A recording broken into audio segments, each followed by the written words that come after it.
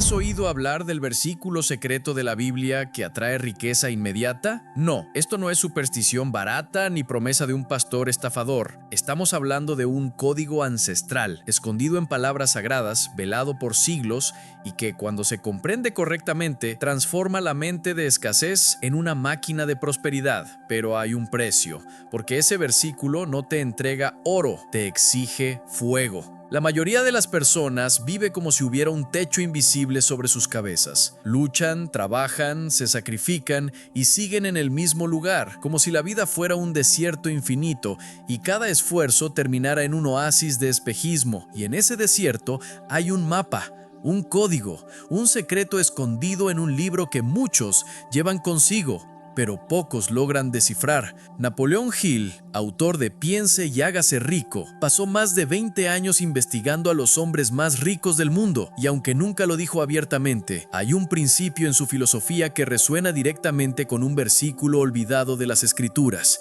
Un principio que, cuando se interioriza, te convierte en un imán para oportunidades, riqueza y poder de decisión, no porque el dinero caiga del cielo, sino porque dejas de sabotearte. Ese versículo no es mágico, es más bien un espejo que muestra quién eres, y si no estás listo para ver, te destruye antes de elevarte. Por eso, pocos tienen el valor de aplicar lo que exige, pero si llegas hasta el final, descubrirás no solo cuál es el versículo, sino cómo aplicarlo de inmediato, hoy mismo. No es un ritual, es una revelación. El temor del Señor es el principio de la sabiduría. Proverbios 9:10. Y sabiduría, en este contexto, es la capacidad de ver más allá del velo, de entender que la riqueza no empieza con el dinero, sino con una decisión interna de romper las cadenas mentales que te pusieron desde niño. Te enseñaron que el dinero es sucio, que la humildad exige pobreza, que querer más es egoísmo.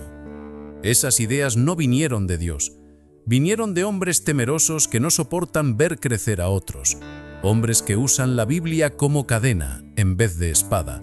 Hoy esa cadena se va a romper, y cuando caiga al suelo con el golpe seco del hierro contra la piedra, sentirás que algo sube dentro del pecho, un hambre antigua, el hambre de volver a tu tamaño real. La bendición del Señor es la que enriquece y no añade tristeza con ella. Proverbios 10:22. Esa bendición no es un hechizo, es un estado de alineamiento.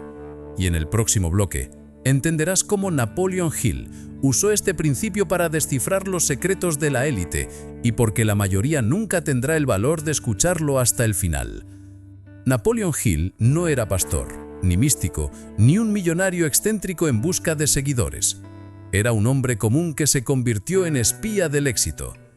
Durante 2 décadas investigó personalmente los bastidores de hombres como Andrew Carnegie, Henry Ford y Thomas Edison.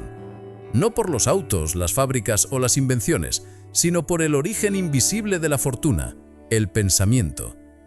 Hill descubrió que todos esos hombres compartían una verdad prohibida, un principio que ninguna escuela enseñaba, una fórmula escondida detrás de actitudes sutiles, hábitos repetidos, decisiones tomadas en soledad. Y ese principio, aunque implicaba disciplina, ambición y estrategia, se fundamentaba en una fuerza anterior a todo eso, la fe. Pero no esa fe ingenua de quien espera que el universo le resuelva la vida, no el misticismo de la esperanza pasiva. Era fe como acto de voluntad, como fuerza creadora, como pacto con lo invisible. Y aquí está el punto de quiebre. Ese tipo de fe no es cómoda, exige sacrificio, exige responsabilidad. Te saca del papel de víctima para lanzarte al papel de arquitecto de tu propia realidad. Hill escribió: todo lo que la mente del hombre puede concebir y creer, lo puede lograr. Esta frase, repetida como mantra por emprendedores, esconde una raíz mucho más profunda de lo que parece, porque el verbo aquí es creer. Y ese verbo, en el contexto de la Biblia y de la mente humana, es explosivo. Jesús dijo: si puedes creer, todo es posible para el que cree. Marcos 9:23. Esto no es una metáfora, es ingeniería espiritual. Hill entendió que creer, de verdad, es actuar como si ya fuera real. Es reordenar pensamientos, emociones y decisiones de acuerdo con un futuro invisible y tratarlo como inevitable. Pero aquí está el problema. La mayoría de las personas creen más en el miedo que en la posibilidad. Repiten frases como no va a funcionar, no es para mí, voy a fracasar. Y el universo, obediente, entrega exactamente eso. Puedes tener títulos, contactos, habilidades, pero si tu creencia es de sabotaje, todo eso se convierte en arena entre los dedos, porque tu mente trabaja contra ti. Tu espíritu se rinde antes incluso de la batalla. Hill usaba la palabra autosugestión. La Biblia lo llama renovación de la mente. Ambas dicen lo mismo: o programas tu conciencia o el mundo lo hará por ti. Y es exactamente aquí donde el versículo oculto empieza a brillar. No está oculto por ser invisible. Está oculto porque la mayoría no tiene ojos para ver. No tiene el valor de interpretar lo que realmente exige. En el próximo bloque, entraremos en la parte más oscura del laberinto. El motivo por el cual sigues repitiendo los mismos errores, aún sabiendo lo que deberías hacer. Entenderás cómo tu mente se convirtió en una prisión y por qué el secreto de la riqueza comienza rompiendo espejos falsos que pusieron frente a ti. ¿Alguna vez has notado cómo ciertos patrones se repiten en tu vida? Como si hubiera una maldición invisible empujándote siempre al mismo agujero. Cambian los rostros, los lugares, los trabajos, pero la sensación es siempre la misma. Algo sabotea todo al final. Algo impide que la victoria sea completa, que el dinero permanezca, que la paz dure más que una sola madrugada. Eso no es mala suerte, eso es programación. Desde niño fuiste condicionado a creer en la escasez. Frases como, el dinero no crece en los árboles, más vale pájaro en mano, o es más fácil que un camello pase por el ojo de una aguja que un rico entra en el cielo, fueron puestas en ti como códigos de autodestrucción. Cada vez que piensas en crecer, una parte oculta de ti susurra, no lo mereces. Esa voz no es tuya, fue installada por familiares temerosos, maestros frustrados, líderes religiosos inseguros, gente que confundió humildad con pequeñez. Y ahora cargas esa voz como si fuera conciencia, pero es prisión. Imagina que tu mente es un castillo, y en ese castillo, alguien encerró la sala del tesoro y tiró la llave. Cada vez que intentas abrir la puerta, una alarma mental se dispara. Miedo, culpa, vergüenza. Eso sucede porque aún crees que desear prosperar es algo malo. Pero escucha con atención. Desear prosperar no es pecado, es señal de vida. Es un reflejo del propio Creador, que se revela como fuente de abundancia. Yo he venido para que tengan vida y para que la tengan en abundancia. Juan 10:10. Esa abundancia no es solo espiritual, es concreta, es mesa llena, tranquilidad en las cuentas, libertad para decidir sobre tu tiempo, la pobreza que paraliza, que humilla, que te obliga a arrastrarte. Esa nunca fue voluntad divina, es una herramienta de dominación. Y Napoleón Hill lo entendió profundamente. Decía que los fracasos temporales son pruebas, que el universo, antes de entregar poder, examina si el candidato tiene estructura mental y emocional para sostenerlo. Por eso, tantas personas reciben una oportunidad y la destruyen. Ganan una posibilidad y se sabotean. La mente aún no ha sido reprogramada. Necesitas rasgar el velo, mirarte al espejo y decir, sin vergüenza, acepto la prosperidad en mi vida. Esa afirmación no es ingenua. Es un golpe contra las cadenas mentales que te retienen. Es una orden al subconsciente.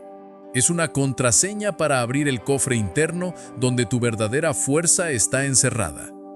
Escribe en los comentarios, acepto la prosperidad en mi vida. No dudes, afírmalo. El universo escucha cuando dejas de susurrar y comienzas a declarar. Puede que creas que vas por el camino correcto. Trabajas duro, pagas tus cuentas, sueñas con una vida mejor. Pero escucha, la escasez no es solo falta de dinero. La escasez es un espíritu, una niebla mental. Se esconde detrás de hábitos, de palabras inocentes, de decisiones automáticas. Y lo más peligroso, parece lógica. Ese espíritu de escasez actúa en silencio. Te convence de que la seguridad es más importante que la libertad, que es mejor un salario fijo que un riesgo calculado. Te hace rechazar oportunidades que te asustan y abrazar rutinas que te ahogan. ¿Alguna vez rechazaste una invitación porque pensaste que no estabas a la altura? ¿Abandonaste un proyecto porque alguien dijo que era demasiado difícil? ¿Ignoraste una idea porque creíste que ya era demasiado tarde para empezar? Todo eso es escasez disfrazada de prudencia. La escasez también tiene su propio lenguaje. Presta atención a las palabras que usas. Eso es demasiado caro. No tengo dinero para eso. Es imposible en este país. Cada frase de esas es un ladrillo en el muro de la limitación. Y las repites sin darte cuenta. Refuerzas el hechizo con tu propia boca. La Biblia es clara. Del fruto de la boca se sacia el vientre, del producto de los labios se llena. Proverbios 18:20. Lo que hablas, creas. Lo que declaras, construye o destruye. Napoleon Hill insistía en la repetición consciente de frases de poder, no como magia barata, sino como programación intencional. Él sabía que el subconsciente no distingue entre verdad y repetición. Si dices todos los días que estás arruinado, lo creerá. Si dices que naciste para prosperar, también lo creerá. La escasez también actúa en tus relaciones. Observa, ¿te rodeas de personas que te inspiran o que drenan tu energía? ¿Tus amigos hablan de proyectos o solo de tragedias? ¿Con quién compartes tus planes? Si convives con quienes viven en el lodo, no esperes volar. La escasez es contagiosa y necesitas tratarla como una plaga espiritual. Otro síntoma, rechazar el éxito ajeno. ¿Conoces esa incomodidad cuando alguien cercano prospera? ¿Esa punzada de envidia o juicio? Eso es el ego herido por la escasez. Es la prueba de que aún crees que el éxito del otro disminuye en tuyo. Pero la abundancia no es una tarta que se acaba, es un río, y cuanto más te abres, más fluye. Di ahora, acepto la prosperidad en mi vida. Escríbelo, decláralo, compártelo. Ese simple acto puede empezar a romper los códigos ocultos de la limitación. Hemos llegado al punto más sensible de este viaje, el momento de la revelación. Hasta aquí, has entendido que la escasez no es falta de dinero, es una arquitectura mental, que la prosperidad no es acumulación, sino alineamiento, que el mundo externo refleja, con brutal fidelidad, el mundo interno.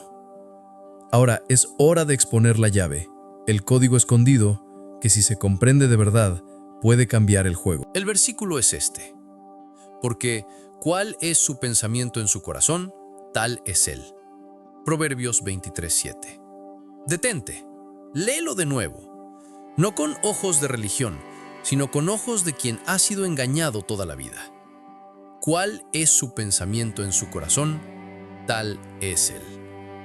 Ese es el núcleo de todo lo que Napoleon Hill enseñó. Ese es el secreto que él disfrazó con términos como autosugestión, fe aplicada y conciencia de riqueza. Hill entendió que el ser humano es moldeado por la imagen interna que sostiene de sí mismo. No importa lo que digas que quieres, importa lo que crees que mereces. Importa lo que ves cuando cierras los ojos por la noche. Importa la narrativa silenciosa que se repite en bucle en tu mente cuando nadie te está mirando. Puedes soñar con riqueza, pero si en tu alma aún te ves como pequeño, indigno, desafortunado, entonces eso es lo que serás. El alma no miente y el mundo no negocia con apariencias. Hill hablaba de definiteness of purpose, definición de propósito, pero esa definición no es un plan en papel, es una decisión interna, grabada en el núcleo del ser sobre quién eres y hacia dónde vas.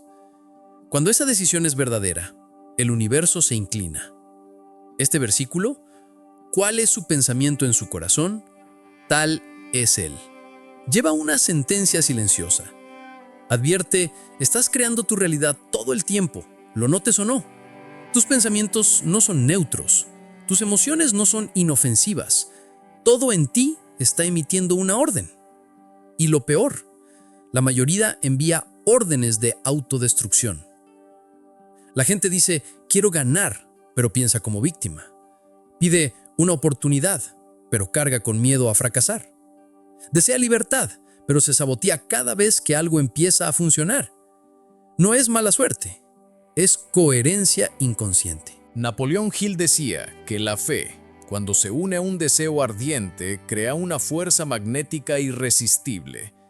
Pero eso solo sucede cuando esa fe está plantada en la imagen correcta de uno mismo, cuando el yo interno ya vive la realidad que el cuerpo aún no ha alcanzado. Y aquí entra la paradoja. No puedes esperar a sentirte listo. Necesitas decidir ser ahora quien aún no te has convertido. Necesitas moverte como quien ya ha vencido, pensar como quien ya posee, actuar como quien ya ha llegado. Y eso exige una fuerza que intimida, porque implica matar la versión antigua.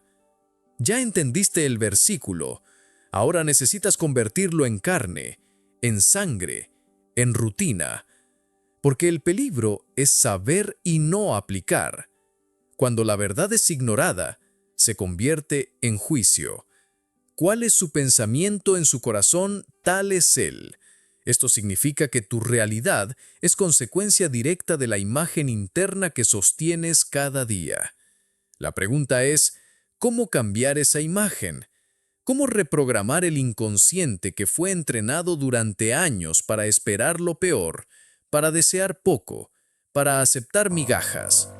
La respuesta está en la repetición consciente, en el enfrentamiento directo con los pensamientos automáticos.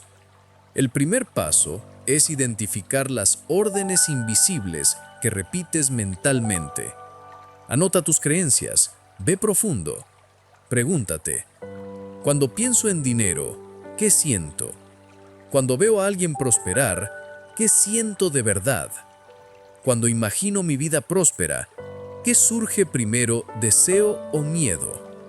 Estas respuestas revelan el campo en el que estás sembrado. Napoleón Hill no dejaba dudas. Te conviertes en aquello que piensas repetidamente. Si pasas el día lamentándote, reforzando fracasos, criticando a quien vence, te estás programando para repetirlo todo. Por eso, la primera técnica es la sustitución activa de pensamiento.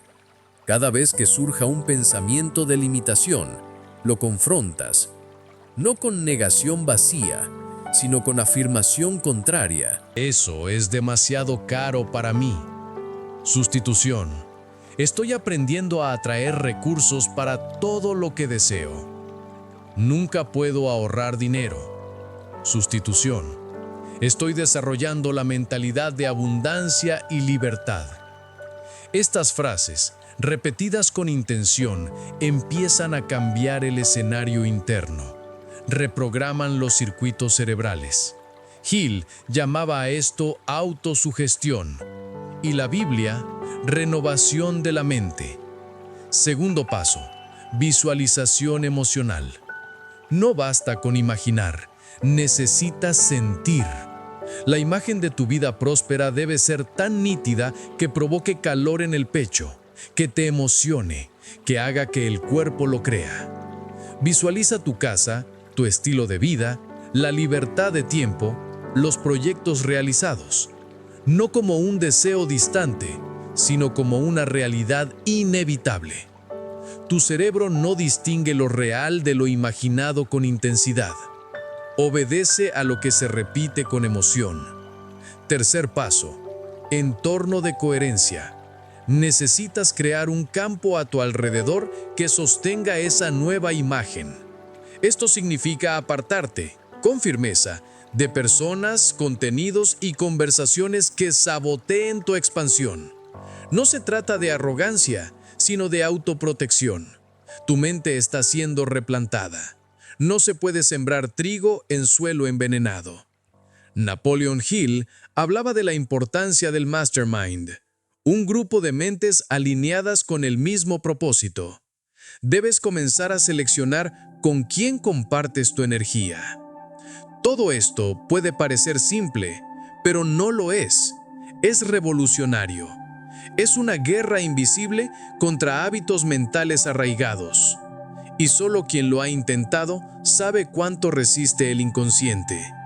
Pero cada repetición, cada imagen, cada frase afirmada es un golpe a la muralla, hasta que un día se derrumba y detrás de ella estás tú. Ahora que has empezado a reconstruir tu identidad interna, necesitas entender por qué tantos fallan en este proceso. ¿Por qué, incluso después de tener acceso al código, después de sentir el fuego de la verdad ardiendo dentro, la mayoría simplemente vuelve a la vida de siempre? La respuesta está en los 3 niveles de la escasez mental, capas invisibles que sostienen el sistema de autosabotaje. Primer nivel, escasez emocional. Es el nivel más primitivo. Aquí el individuo asocia prosperidad con dolor. Tal vez creció escuchando discusiones por dinero, presenciando traiciones, sufriendo pérdidas financieras. Sin darse cuenta, creó una conexión profunda entre riqueza y sufrimiento. La mente, para protegerlo, sabotea cualquier avance. Puedes incluso ganar dinero, pero lo perderás rápido. Puede aparecer una buena oportunidad, pero inventarás un motivo para rechazarla. Este nivel exige sanación. Exige mirar atrás sin miedo, rescatar recuerdos y reescribirlos. Es aquí donde empiezas a entender que no eres víctima, sino producto, y que puedes rehacerte. Segundo nivel, escasez intelectual. Esta es más sofisticada. La persona incluso desea crecer, pero está mentalmente programada para pensar en pequeño. Esto se manifiesta en frases como, «Eso no es para mí. Si fuera fácil, todo el mundo lo haría. Prefiero asegurar lo cierto». Son ideas que parecen sensatas, pero son veneno lento. Esta escasez impide que la imaginación cree. Y sin imaginación no hay visión. Sin visión no hay dirección. Napoleon Hill decía que la imaginación es el laboratorio de la mente donde se moldean los planes del hombre. Si tu imaginación está paralizada, estás atrapado en un laberinto sin salida. Tercer nivel, escasez espiritual. Aquí está el campo más profundo y el más peligroso. Es cuando la persona cree en lo más hondo que prosperar es pecado, que Dios se agrada con el dolor, la limitación y el sufrimiento constante. Esto mata cualquier intento de avance. Esta escasez viste ropas de humildad, pero es falsa, porque niega el poder creador que habita en ti. Niega el hecho de que fuiste hecho a imagen de un Dios abundante, creador e ilimitado. La Biblia afirma, «El Señor es mi pastor, nada me faltará». Nada, ni valor, ni provisión, ni visión. Estos 3 niveles trabajan juntos, se alimentan, se fortalecen en el silencio de la mente, y la única forma de vencerlos es conciencia, más repetición, más acción. No puedes permitir que estas capas sigan dirigiendo tu vida. Necesitas romperlas ahora, y el primer paso es declarar con convicción: acepto la prosperidad en mi vida. Escribe esta frase en los comentarios. Escríbela con firmeza. Escríbela como quien graba una nueva identidad en la roca de la existencia. Porque toda transformación comienza con una declaración. Ya te habrás dado cuenta, los verdaderamente prósperos no hablan mucho, no ostentan, no explican, no piden permiso. Porque la prosperidad verdadera es silenciosa, no necesita gritar, vibra. Existen comportamientos casi invisibles que distinguen a quienes han roto con la mentalidad de escasez. No son actitudes obvias, son decisiones sutiles, detalles que, aislados, parecen irrelevantes, pero que juntos forman el código de conducta de la abundancia. Primer comportamiento: selectividad emocional. Las personas prósperas no gastan energía en lo que no pueden controlar. No entran en discusiones inútiles, no se intoxican con noticias repetitivas, no reaccionan impulsivamente. Saben que cada emoción desperdiciada es una inversión perdida. Eligen en qué pensar, en qué enfocarse, con quién conectarse. La escasez, en cambio, siempre está reaccionando, siempre inflamándose, siempre distraída con lo que no importa. Segundo comportamiento: compromiso con lo invisible. El próspero actúa basándose en algo que aún no existe. Construye en lo invisible antes de tocar lo concreto. Esto exige fe, no religiosa, sino existencial. Napoleón Hill llamaba a esto fe aplicada. Actuar como si el resultado fuera inevitable. Esa es la diferencia entre quien desea y quien decide. El que desea, espera. El que decide, construye. Tercer comportamiento: rutina sagrada. Hay algo casi ritual en la vida de quien prospera. Son personas que valoran la disciplina, el foco, el silencio. Se levantan antes del caos. Alimentan la mente con palabras de poder.